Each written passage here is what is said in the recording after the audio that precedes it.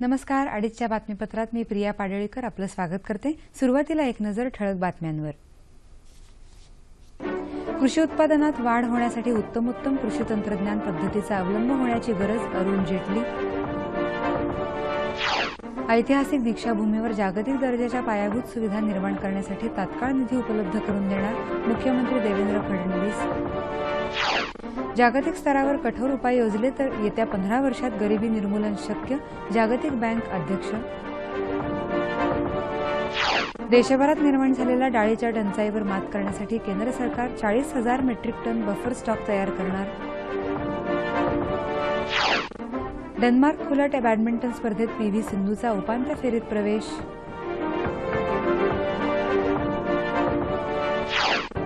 आणि शांघाय खुल्या टेनिस स्पर्धेच्या पुरुष दुहेरी उपांत्य फेरीत रोहन बोपण्णाची जोडीदारासह धडक. आणि आता बातम्या विस्ताराने. कृषी उत्पादनात वाढ होण्यासाठी उत्तमोत्तम कृषी तंत्रज्ञान पद्धतीचा अवलंब झाला पाहिजे असं आवाहन केंद्रीय वित्तमंत्री अरुण जेटली यांनी आज बारामती इथं केलं. देशापुढे आजही कृषी क्षेत्रातली आव्हानं आहेत. हवामानाची अनिश्चितता हे त्यापैकी एक आव्हान. देशाची 65% लोकसंख्या कृषी क्षेत्रावर अवलंबून असताना तर हे आव्हान अधिकच गंभीर ठरतं असं जेटली म्हणाले. पुणे जिल्ह्यात बारामती इथल्या कृषी महाविद्यालयाच्या नवीन इमारतीच्या उद्घाटन प्रसंगी ते बोलत होते. बारामती परिसर हा ग्रामीण शिक्षण आणि कृषी विज्ञानाचा केंद्रबिंदू झाला आहे. या परिसराला फेरफटका म्हणजे आपल्यासाठी मोठ्या अनुभवाची शिदोरी आहे असं जेटली यांनी सांगितलं. गेल्या 40-50 वर्षांमध्ये बारामतीसारख्या अवर्षणग्रस्त भागाचं शरद पवार यांच्यासारख्या नेत्यानं प्रतिनिधित्व केलं आहे. हे फार कौतुकास्पद आहे असं ते म्हणाले. शेतीमालाची किंमत हा एक अतिशय महत्त्वाचा मुद्दा आहे असं राष्ट्रवादी काँग्रेसचे अध्यक्ष शरद पवार यांनी याप्रसंगी बोलताना सांगितलं. कमी पाण्यावर वाढणारी ऊसाची जात इंडोनेशिया सरकारनं तयार केली आहे. ती भारतात आणण्याचं आवाहन पवार यांनी केलं. अर्थव्यवस्था मजबूत होण्यासाठी उपाययोजना करणं ही वित्तमंत्र्यांची मुख्य जबाबदारी असते आणि विद्यमान वित्तमंत्री त्या दिशेनं पावलं टाकत आहेत असं पवार यावेळी म्हणाले. भारतरत्न डॉ. बाबासाहेब आंबेडकर यांनी धम्मदीक्षा घेतलेल्या ऐतिहासिक दीक्षाभूमीची वास्तू पूर्ण झाली असून ते जागतिक पर्यटन तसंच बौद्धांचं आकर्षणाचं केंद्र झालं आहे. दीक्षाभूमी परिसर अधिक आकर्षक आणि कलात्मक बनवण्यासाठी मास्टर प्लॅन तयार करून प्रत्यक्ष अंमलबजावणीसाठी आवश्यक संपूर्ण निधी तात्काळ देण्यात येणार असल्याची घोषणा मुख्यमंत्री देवेंद्र फडणवीस यांनी केली. दीक्षाभूमी परिसरात नागपूर सुधार प्रन्यासतर्फे उभारण्यात आलेल्या डॉ. बाबासाहेब आंबेडकर सभागृह, संशोधन केंद्र आणि ग्रंथालयाचं उद्घाटन तसंच हस्तांतरण कार्यक्रमात ते आज बोलत होते. कार्यक्रमाच्या अध्यक्षस्थानी केंद्रीय रस्ते वाहतूक मंत्री नितीन गडकरी होते, तर प्रमुख पाहुणे म्हणून सामाजिक न्याय आणि विशेष सहाय्य मंत्री राजकुमार बडोले, ऊर्जा मंत्री तथा पालकमंत्री चंद्रशेखर बावनकुळे, महापौर प्रवीण दटके यांच्यासह स्थानिक आमदार आणि डॉ. बाबासाहेब आंबेडकर स्मारक समितीचे अध्यक्ष भदंत आर्य, नागार्जुन सुरई ससाई, सचिव सदानंद फुलझेले उपस्थित होते. दीक्षाभूमीवरील स्मारक परिसराचा विकास करताना जागतिक दर्जाच्या पायाभूत सुविधा निर्माण करण्यासाठी स्मारक समितीच्या सूचनेनुसार नागपूर सुधार प्रन्यासनं आराखडा तयार करून शासनाला सादर करण्याच्या सूचना यावेळी मुख्यमंत्र्यांनी केल्या. राज्यातल्या सीबीएसई, आयसीएसई, आयजीसीएसई, आयबी या केंद्रीय आणि आंतरराष्ट्रीय शाळांच्या प्रतिनिधींसोबत शासकीय समन्वय समिती स्थापन करणार असल्याचं शिक्षण मंत्री विनोद तावडे यांनी सांगितलं. केंद्रीय आणि आंतरराष्ट्रीय शाळांच्या मुख्याध्यापकांनी आणि प्रतिनिधींनी विनोद तावडे यांची मुंबईत भेट घेतली तेव्हा ते बोलत होते. पालक शिक्षक संघटनेमार्फत शालेय स्तरावरील विविध अडचणींवर मार्ग काढावा, या शाळांनी विद्यार्थ्यांच्या दप्तराचं ओझं कमी करण्यासाठी उपाययोजना करावी, शाळेचा कालावधी, सुट्ट्या, शाळा सुरू होण्याच्या तारखा याबाबत सुसूत्रता आणण्यासाठी तसंच विद्यार्थ्यांच्या फी संदर्भात समन्वय साधावा अशा सूचना तावडे यांनी केल्या.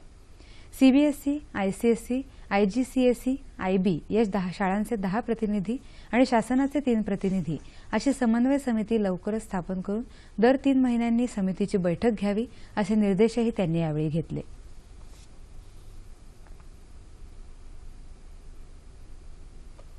जगाचा विकास घडवून आणण्यासाठी राष्ट्रांनी कठोर निर्णय घेऊन सुधारणा लागू केल्या तर जगभरातली गरिबी येत्या 15 वर्षात संपुष्टात येऊ शकते अशी आशा जागतिक बँकेचे अध्यक्ष जिम यॉंग किम यांनी व्यक्त केली आहे. घाना देशाची राजधानी अक्रा इथं आंतरराष्ट्रीय दारिद्र्य निर्मूलन दिनानिमित्त आयोजित कार्यक्रमात ते बोलत होते. राष्ट्रांनी आपापल्या नागरिकांमध्ये गुंतवणूक केली आणि त्यांना विमा संरक्षण दिलं तर नागरिकांचा गरिबीपासून बचाव होऊ शकतो असं ते म्हणाले. जगभरातल्या लोकांचं जीवनमान उंचवावं असा जागतिक बँकेचा प्रयत्न आहे. त्या दृष्टीनं येत्या 15 वर्षांमध्ये गरिबीचं निर्मूलन करणं आणि विकसनशील देशांमधल्या तळातल्या 40% लोकसंख्येला समृद्धीच्या मार्गावर आणणं अशी 2 उद्दिष्ट जागतिक बँकेनं ठेवली आहेत असं किम म्हणाले. अर्थात सध्याच्या परिस्थितीत ही उद्दिष्ट सहज साध्य नाहीत याची आपल्याला जाणीव आहे असंही ते म्हणाले. इस्रायल आणि पॅलेस्टाईन दरम्यान झालेल्या ताज्या हिंसाचाराच्या घटनांविषयी चर्चा करण्यासाठी संयुक्त राष्ट्रांच्या सुरक्षा परिषदेनं विशेष बैठक बोलावली आहे. दोन्ही देशांनी कट्टरतावाद निपटून काढावा आणि धार्मिक स्थळांचं पावित्र्य राखावं असं आवाहन सुरक्षा परिषदेनं केलं आहे. गेल्या 2 आठवड्यांमध्ये झालेल्या हिंसाचाराच्या घटनांमध्ये 7 इस्रायली तर 32 पॅलेस्टाईनी नागरिक ठार झाले आहेत.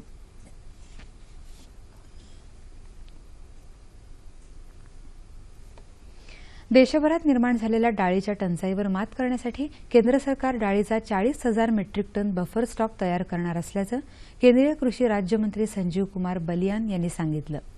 ते नवी दिल्लीत पत्रकार परिषदेत बोलत होते.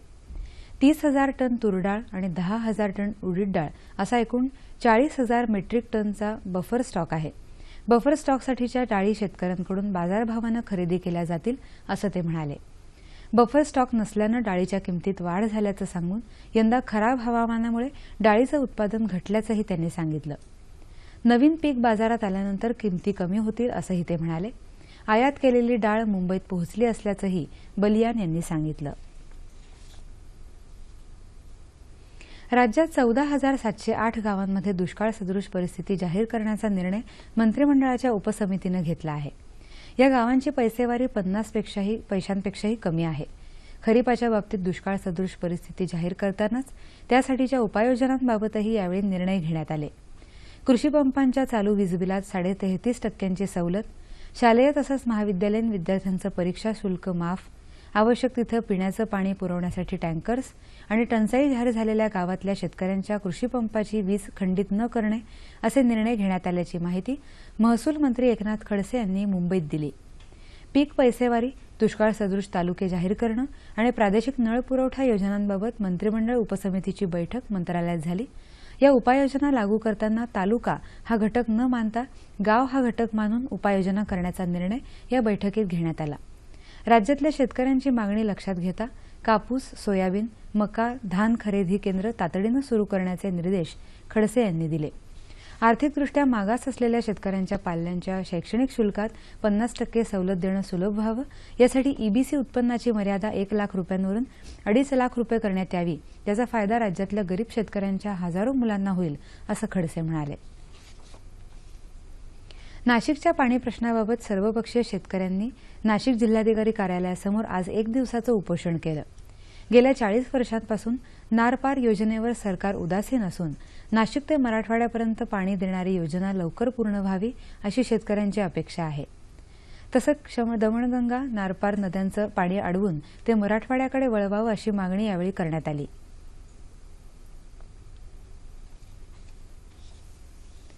एफआरपीचे तुकडे नको, ती एका रकमेतच द्यावी यासह अन्य मागण्यांसाठी कोल्हापूरमध्ये स्वाभिमानी शेतकरी संघटनेच्या वतीनं मोर्चा काढण्यात आला.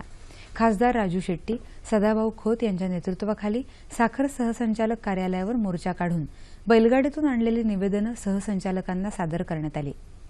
कारखानदारांनी एफआरपी 3 टप्प्यात देण्याचा केलेला ठराव शेतकरी संघटनेला मान्य नसल्याचं सांगत 6 नोव्हेंबरला जयसिंगपूर इथं भव्य ऊस परिषद घेऊन आंदोलनाची पुढची दिशा ठरवण्यात येईल असं शेट्टी यावेळी म्हणाले. या मोर्चात कोल्हापूर जिल्ह्यासह सांगली जिल्ह्यातले शेतकरीही मोठ्या संख्येनं सहभागी झाले होते.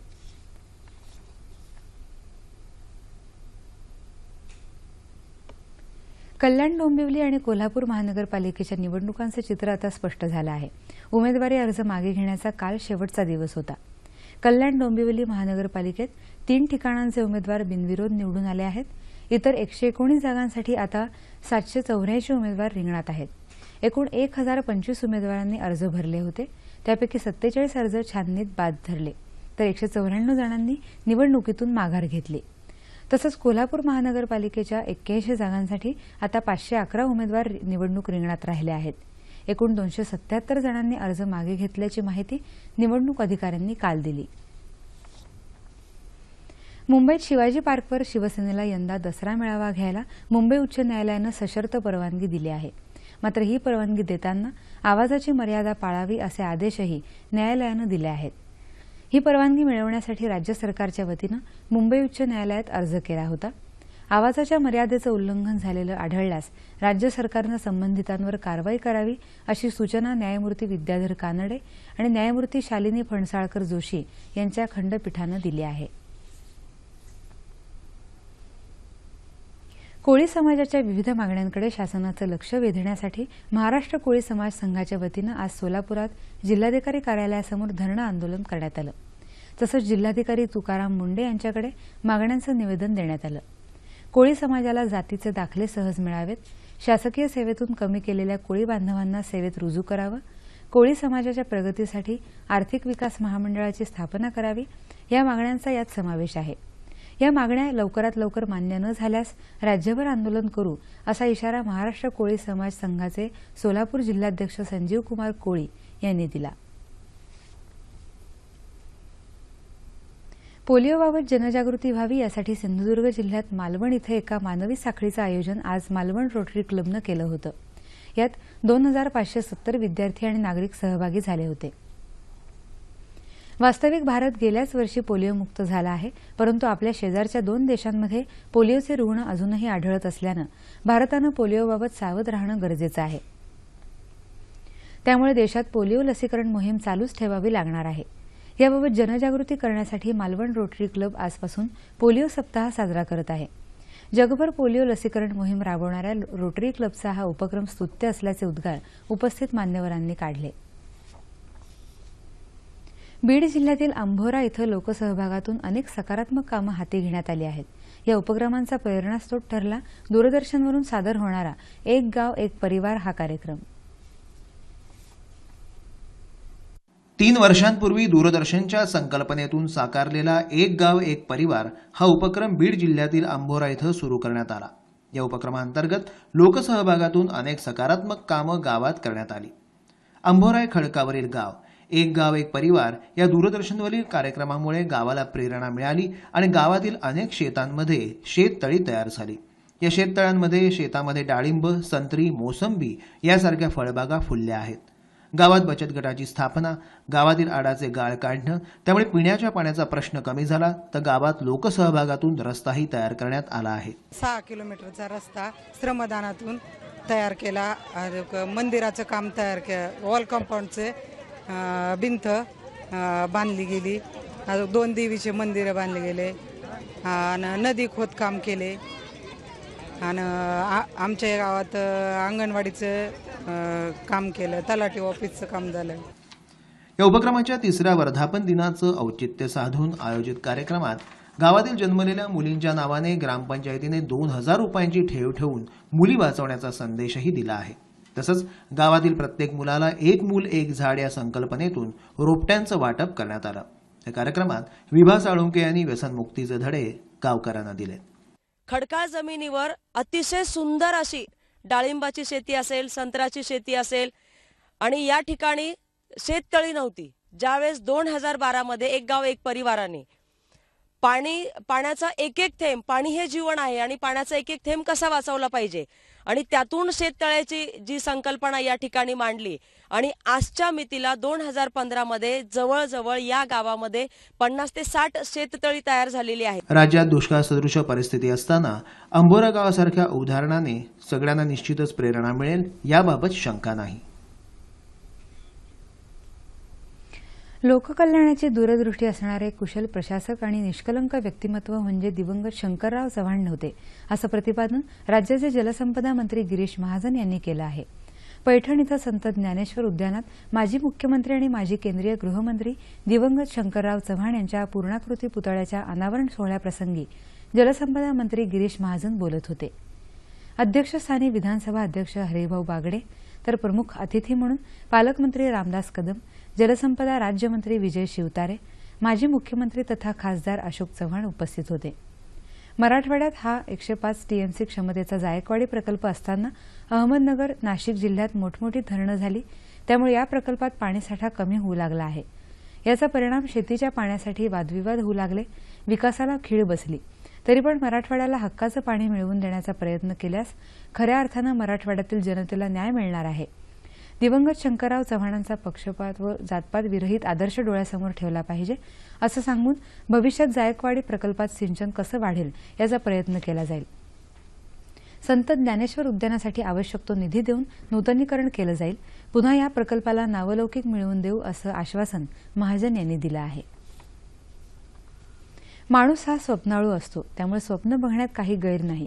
आज 21व्या शतकात वावरताना आधुनिक जगात तर विद्यार्थ्यांनी कठीण स्वप्न बघावी आणि त्या स्वप्नांना साध्य करण्यासाठी ध्येयवेड होऊन काम करावं असा सल्ला बोईंग कमर्शियल एअरलाइन्सचे एशिया पॅसिफिक उपाध्यक्ष सेल्स डॉक्टर दिनेश केसकर यांनी नागपुरात विद्यार्थ्यांना आणि जनसामान्यांना दिला. Visvesvaraya national institute of technology अर्थात VNIT तर्फे 18 ऑक्टोबरपर्यंत VNIT परिसरात ॲक्सिस या तंत्रज्ञान महोत्सवाचं केसकर यांच्या हस्ते उद्घाटन झालं. त्यावेळी ते बोलत होते. यावेळी VNITचे अध्यक्ष डॉक्टर विश्राम जामदार, संचालक नरेंद्र चौधरी आदी मान्यवर मंचावर उपस्थित होते. ॲक्सिस तंत्रज्ञान महोत्सव तंत्रज्ञानयुक्त software, robotics, electronics, construction design, architecture यातील नव्या तंत्रज्ञानाला वाव देण्यासाठीच हा महोत्सव भरवण्यात येत आहे. नॅशनल डिफेन्स रिसर्च इन्स्टिट्यूटमध्ये विद्यार्थ्यांनी तयार केलेल्या विविध तंत्रज्ञानाचं प्रदर्शन होईल. यात देशातील 30,000हून अधिक विद्यार्थ्यांचा सहभाग असणार आहे. डॉक्टर बाबासाहेब आंबेडकर आणि त्यांचे सहकारी या योगीराज बागुल लिखित पुस्तकांचं प्रकाशन मुंबईत माटुंगा इथं माजी केंद्रीय गृहमंत्री सुशीलकुमार शिंदे यांच्या हस्ते झालं. समाजाची जोपर्यंत साथ मिळत नाही तोपर्यंत दलित समाज पुढे जाऊ शकत नाही. आम्ही समर्थ झालो तर आम्हाला आरक्षणाची आवश्यकता नाही. बाबासाहेब नसते तर आम्हाला आमचं कर्तृत्व दाखवण्याची संधी मिळाली नसती. बागुलांच्या या पुस्तकानं बाबासाहेबांचे विचार, कर्तृत्व पुढील पिढीला मिळणार आहे. त्यासाठी हे पुस्तक उपयोगी पडेल असे विचार शिंदे यांनी आपल्या भाषणात मांडले. या कार्यक्रमाला RCFचे व्यवस्थापकीय संचालक RG राजन, ग्रंथालय प्रकाशनचे दिनकर गांगल उपस्थित होते.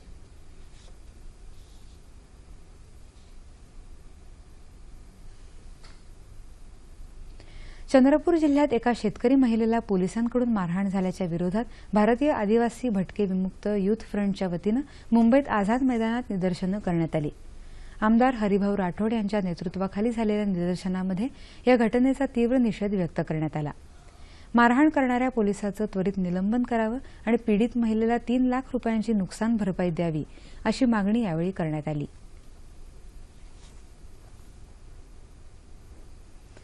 सर्वसामान्यांपर्यंत अणुविज्ञानाची माहिती पोहोचावी यासाठी अणुऊर्जा विभागानं काल मुंबईत ॲटम्स इन सोशल ऑर्बिट या अभियानाचा फेसबुकवर प्रारंभ केला. सर्वसामान्यांमध्ये विज्ञानविषयक जनजागृती करण्यासाठी अणुऊर्जा विभागानं सोशल मीडियाचा वापर करण्याचं ठरवलं आहे. फेसबुकवर ॲटम्स ऑन सोशल ऑर्बिट या अभियानाचा प्रारंभ होणं ही अणुऊर्जा आयोगासाठी अभिमानाची बाब असल्याचं अणुऊर्जा आयोगाचे अध्यक्ष डॉक्टर R.K. सिन्हा यांनी यावेळी बोलताना सांगितलं.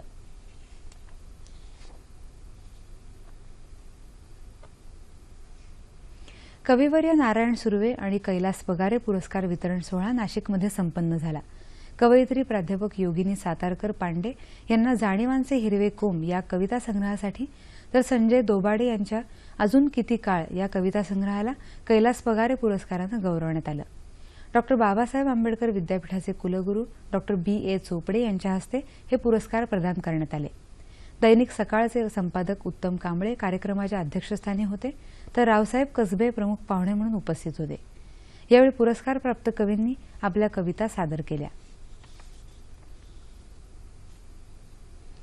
महाराष्ट्राची सांस्कृतिक परंपरा असलेली भोंडला ही लोककला नवरात्रोत्सवात मोठ्या उत्साहानं जोपासली जाते. अहमदनगर इथं हिंद सेवा मंडळाच्या B.रा खटोड कन्या विद्यालयाच्या आजच्या माहिती तंत्रज्ञान युगातही ही परंपरा अनेक वर्षांपासून जोपासली आहे. सूर्यदेवानं हस्त नक्षत्रात प्रवेश केल्यानंतर घटस्थापनेपासून कोजागिरी पौर्णिमेपर्यंत पारंपरिक वेशभूषा करून महिला भोंडल्याच्या गाण्यांवर नृत्य, खेळ सादर करतात आणि भुलाईची तसंच हत्तीची पूजा करून नैवेद्य दाखवतात.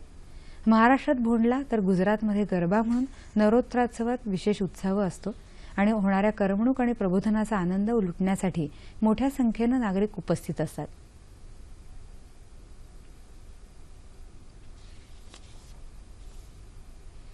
उदे ग अंबे उदे असा जयघोष करत शक्ती मातेच्या उत्सवाला सर्वत्र उत्साहात प्रारंभ झाला आहे.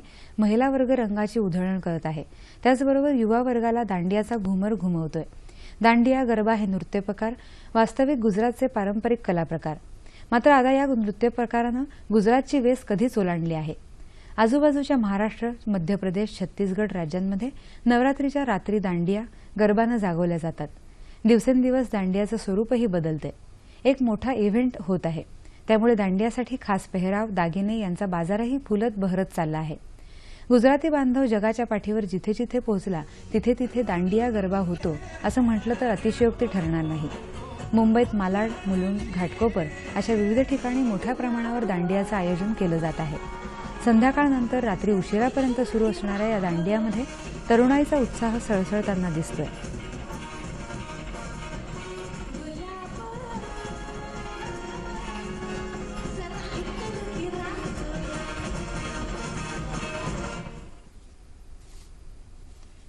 बातमी हॉकीची.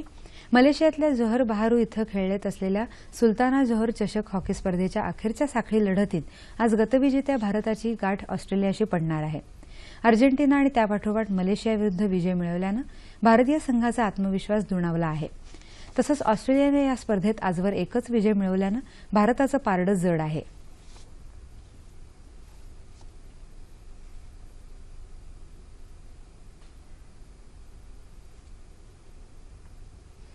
डेन्मार्क खुल्या बॅडमिंटन अजिंक्यपद स्पर्धेच्या उपांत्यपूर्व फेरीत पीव्ही सिंधूनं चीनच्या मिहान वांगचा 21-18, 21-19 असा सरळ सेटमध्ये पराभव केला.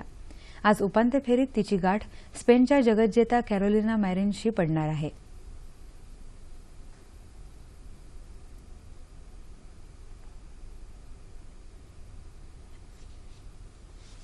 टेनिस. शांघाय खुल्या टेनिस अजिंक्यपद स्पर्धेत भारताचा रोहन बोपण्णा आणि त्याचा पोलंडचा सहकारी लुकास कुबोटच्या जोडीनं पुरुषांच्या दुहेरीच्या उपांत्य फेरीत धडक मारली. या जोडीनं मॅक्स मिर्नी आणि फेलिक्लानो लोपाजच्या जोडीवर सरळ लढतीत मात केली. आज उपांत्य फेरीच्या सामन्यात त्यांची गाठ ब्राझीलचा मार्केलो मेलो आणि दक्षिण आफ्रिकेचा रावेन क्लासेन यांच्या जोडीशी पडणार आहे. हवामान. मराठवाड्याच्या संपूर्ण भागात तर कोकण, मध्य महाराष्ट्र आणि विदर्भाच्या काही भागात कमाल तापमानात सरासरीच्या तुलनेत लक्षणीय वाढ झाली. येत्या 24 तासात संपूर्ण राज्यातलं हवामान प्रामुख्यानं कोरडं राहील असा हवामान खात्याचा अंदाज आहे. आणि शेवटी ठळक बातम्या पुन्हा एकदा. कृषी उत्पादनात वाढ होण्यासाठी उत्तमोत्तम कृषी तंत्रज्ञान पद्धतीचा अवलंब होण्याची गरज, अरुण जेटली. ऐतिहासिक दीक्षाभूमीवर जागतिक दर्जाच्या पायाभूत सुविधा निर्माण करण्यासाठी तात्काळ निधी उपलब्ध करून देणार मुख्यमंत्री देवेंद्र फडणवीस. जागतिक स्तरावर कठोर उपाय योजले तर येत्या 15 वर्षात गरिबी निर्मूलन शक्य, जागतिक बँक अध्यक्ष. देशभरात निर्माण झालेल्या डाळीच्या टंचाईवर मात करण्यासाठी केंद्र सरकार 40,000 मेट्रिक टन बफर स्टॉक तयार करणार. डेन्मार्क खुल्या बॅडमिंटन स्पर्धेत पीव्ही सिंधूचा उपांत्य फेरीत प्रवेश.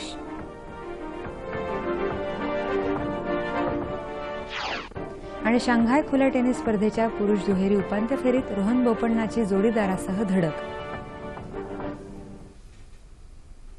याबरोबरच हे बातमीपत्र संपलं.